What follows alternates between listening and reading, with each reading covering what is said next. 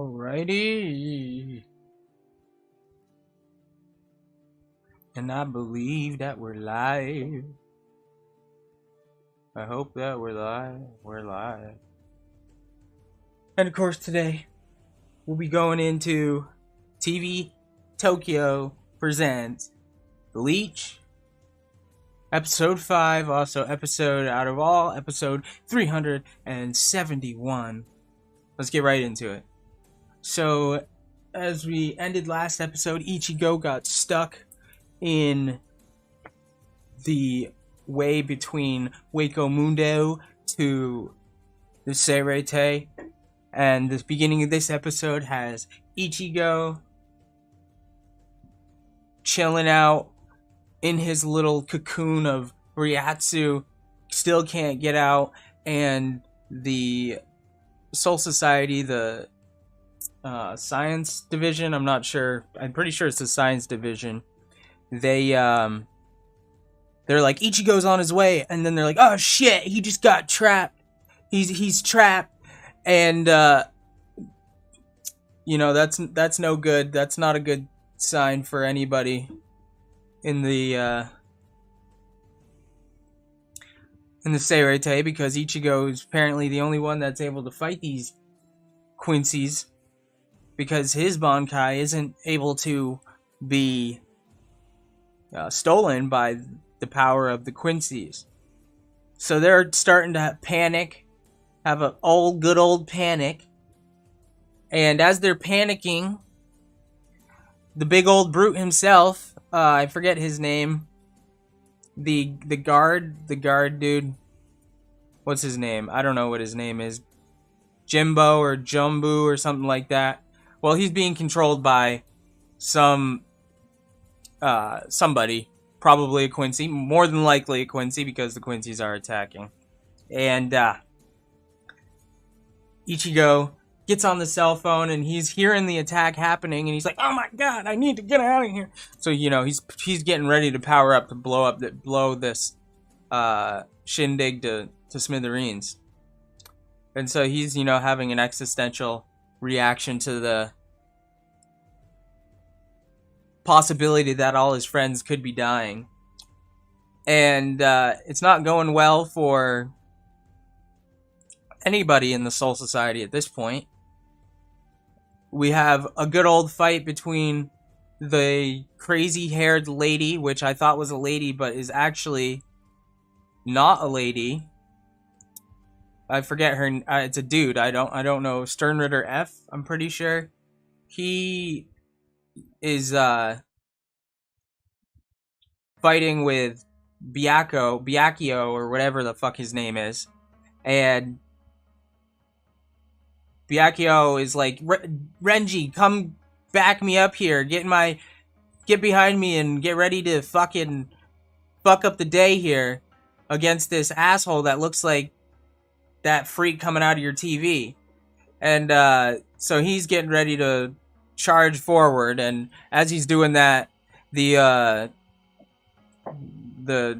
Sternritter F goes off monologuing about how your fear is getting in the way, and you're gonna die here, buddy, because your fear. And Byakuyo actually makes a pretty good point at this point, and he goes off and he's like, well, that's nonsense. Every battle has fear in it, doesn't matter who you're fighting, you're gonna have fear in the fight. And then he's like, so I've mastered my fear of battle. And this guy goes off and monologues some more and ends up stabbing Byakuyo, somewhere in his chest.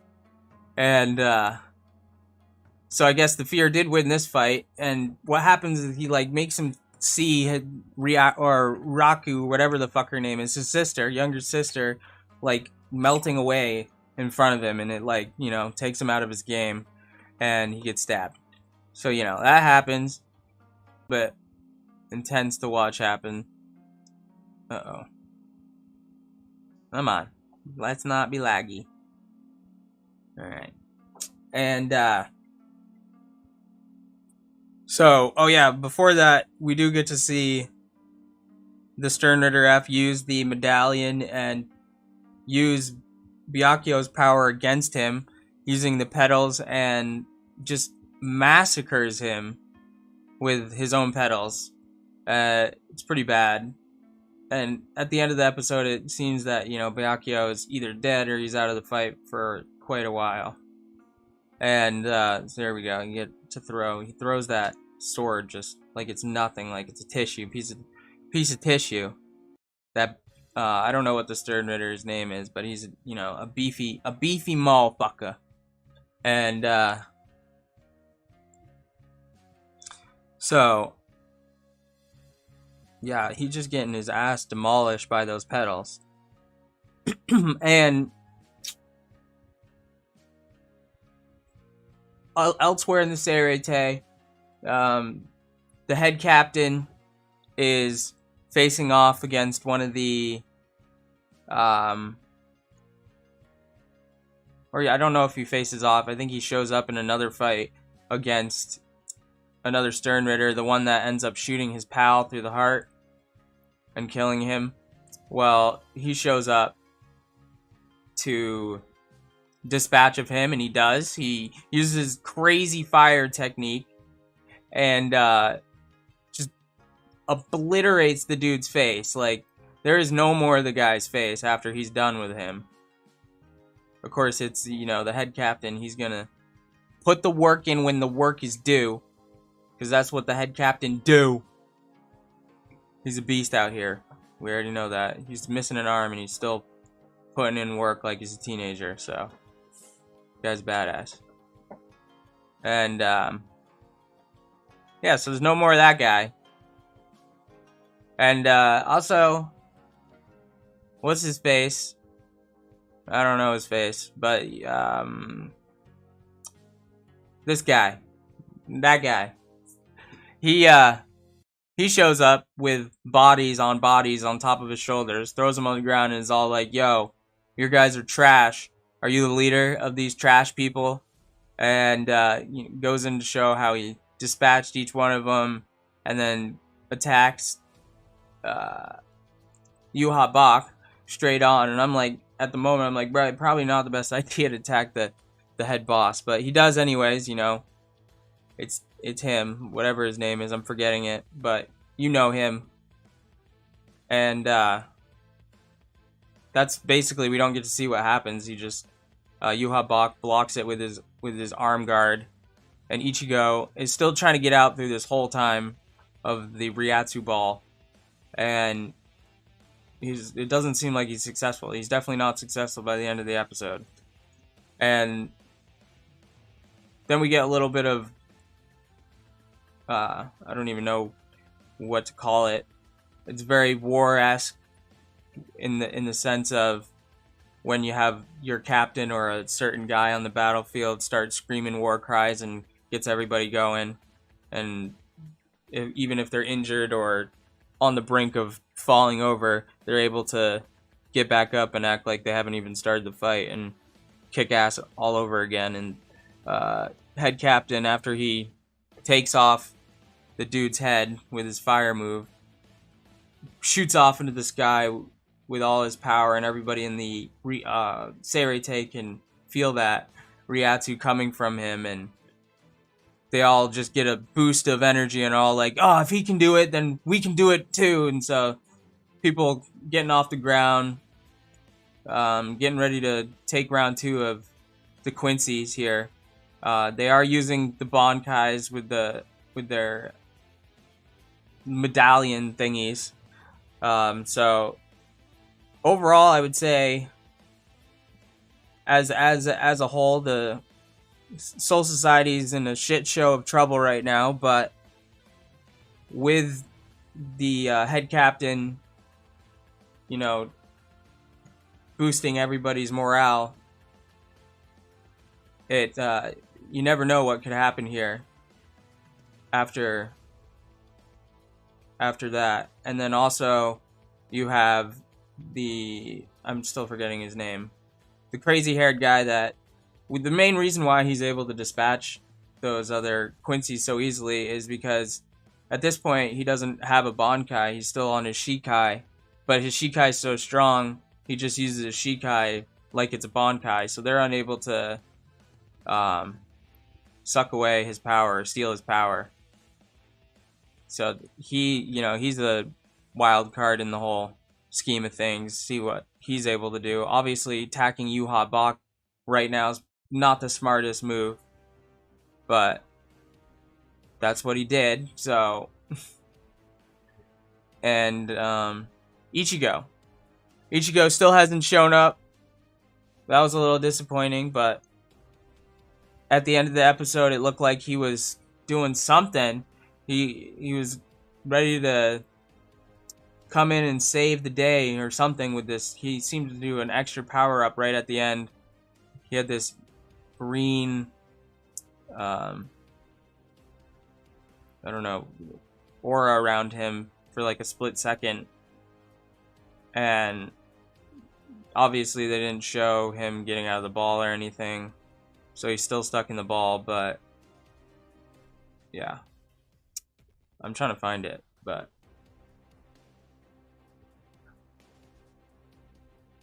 it's not happening, folks. But let's see if we can find it in the manga. Also, I wanted to check to see if the manga is... Oh yeah, there was a little scene where the guy who actually trapped Ichigo, Udahara, used one of his attacks. I forget which one, and slices the Quincy in half that had Ichigo trapped. So I thought after that happened, he would get out, but that didn't happen. So he is still trapped inside the ball at the end there. But let's see if I can't find the scene. That's how it ends. Just popping up, ready to do battle. Everybody's got their second wind. But I mean, we haven't even seen Yuha Bak fight yet, so them on their second wind and the Quincy's haven't even had their boss go into the fight. It's not looking good. But of course, Ichigo is technically the Seireite's boss. Could say that. But yeah, Stern, he's been shot in the chest. He's been cut in half. I don't know if he's still alive at this point. I would think after he died, his little Ryatsu ball would disappear and Ichigo would be able to come and save the day, but that'd probably ruin the plot. So, because that's not going to happen yet. Got Renji, pretty good illustration. Same with the animations, pretty spot on to the illustration, I'd say.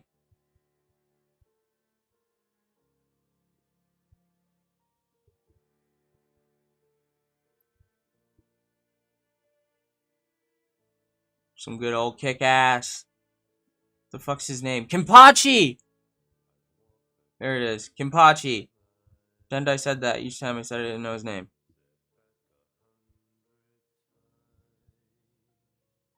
Where is it?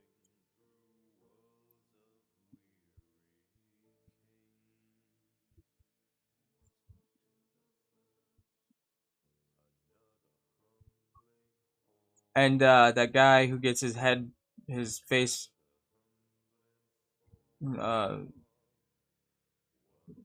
incinerated, that's the right word, by head captain.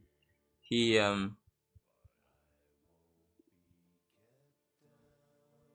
had used the head captain's best friend's Bankai, and it basically enticed the head captain to take him out in one hit. So that wasn't smart. But we got to see a lot of the guy who didn't get any camera time. I don't know what his name was. We got to see how he became friends with the head captain and also his Bankai and how that all worked. And then we got to see the reiteration of the Bankai by the Quincy there, and it was, the original one is like a golden color, and then when the Quincy did it, it was all purple. Probably signaling that it wasn't used right and the evil intent behind it. But at this point, I don't even remember what the fuck I was looking for, but here's the illustration.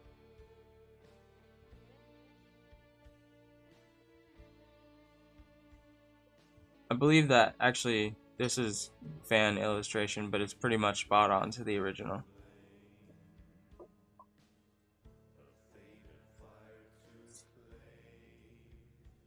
But yeah, that was the episode. We're waiting until next week to see episode 372 or episode 6 of the 1,000-Year Blood War.